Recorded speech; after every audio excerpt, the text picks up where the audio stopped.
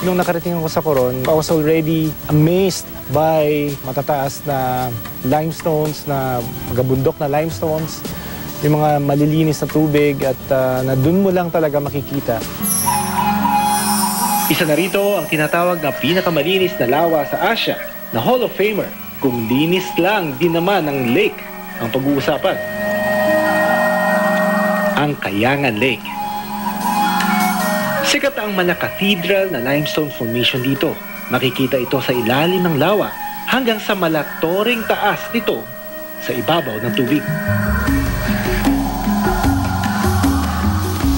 Grabe, ang ganda talaga dito sa Kayangan Lake. Alam nyo bang for 4 consecutive years, nanalo siya as the cleanest and greenest lake in the whole of Asia. Kaya na hindi na siya pinapasali sa mga competition. At maswerte tayo dito sa Pilipinas dahil na-enjoy natin ang ganitong klaseng gift of nature.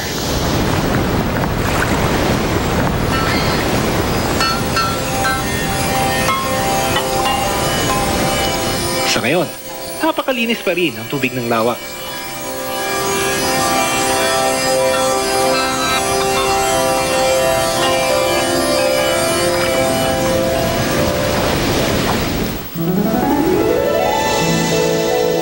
Di kaluyuan mula sa Kayangan, pararating ang isa pang lawa.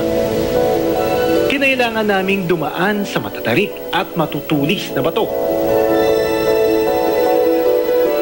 Ayon sa mga kwento, may mga malalaking barakuda na nakatira dito, kaya ito tinawag ng Barakuda Lake.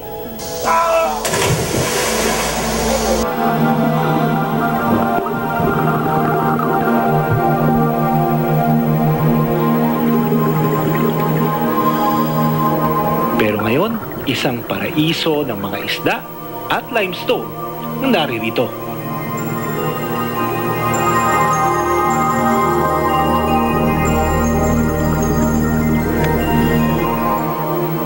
May bahaging nagtatagpo ang freshwater mula sa lawa at saltwater mula naman sa dagat.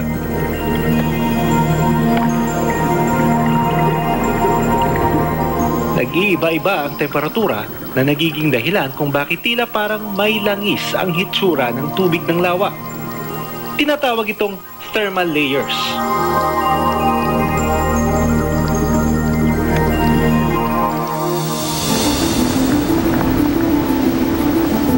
Pero kung anong ganda raw ng mga lawa sa Coron, hindi papahuli ang karagatan dito. Kaya sinabing Twin Lagoon, dalawang lagoon na magkadikit. So nandito tayo sa isang lagoon, yung pwesto natin ngayon, para makatawid tayo ito sa kabila, kailangan tayong lumusong sa ilalim. So ang pagitan is parang underwater na kuweba. Dahil high tide, kailangan naming sumisid sa ilalim ng malalaking bato para makarating sa kabila.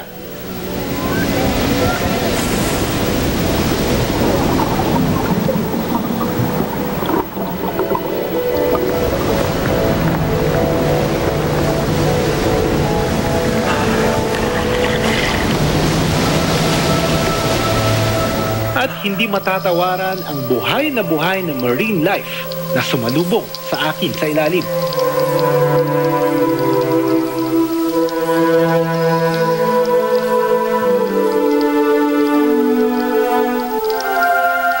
The water in itself is clear at yung beach is comparable to the first-class beaches in the whole world.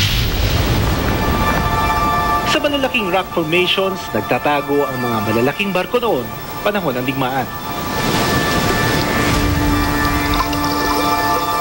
Kaya naman hindi nakapagtataka na marami sa mga barko na lumubog dito ang naging dive attractions na. If there's a definition of paradise here in the Philippines for me, it is Coron. Maraming threats sa environment sa Coron. Like, of course, nakikita nila maraming resources, no? Illegal fishing, isa yan. And then, yung waste disposal, isa yan. Mga threats yan. Kasi, yung bay namin, unti-unti na napupulyot.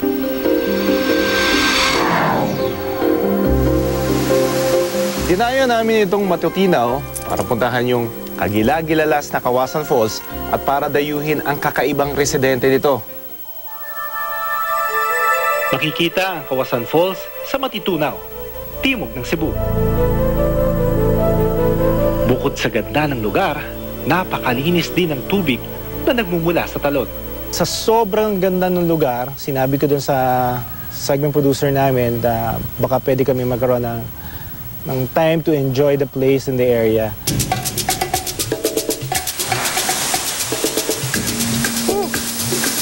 Siyempre, palalampasin ko ba ang pagkakataon na hindi matikman ang pinagmamalaki ng matutinaw, itong Kawasan Falls. Kaya tara na, talunin na natin to.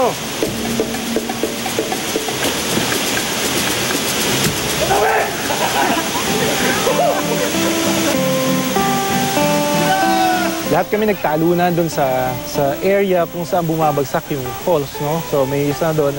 It was a very pleasurable and memorable shoot for me.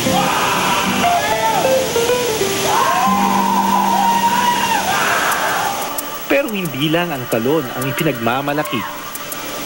Dahil sa paraisong ito, may kakaibang nilalang naninirahan. Hindi diwata, kundi kakaibang species ng reptiles.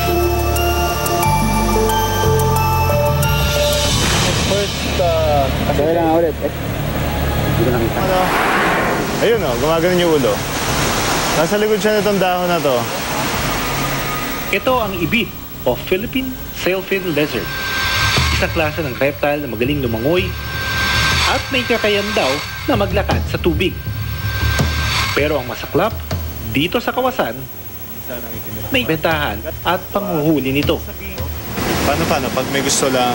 Kung gusto mo ngayon mo magbili. Nag-order ba? Ah, umu-order talaga. Pero hindi maubos din rin. Ba't sa tingin mo hindi siya mauubos? God, ang dagko, di man kuhaon. Kada Kung alam niya na bawal bang magtinda ng ibid, sinagot niya, oo, alam ko. Alam din niya yung consequences. Ang bentahan ng ibid para sa illegal pet trade, banta sa kumakaunti ng bilang ng mga sailfin. Akin na lang to, ah.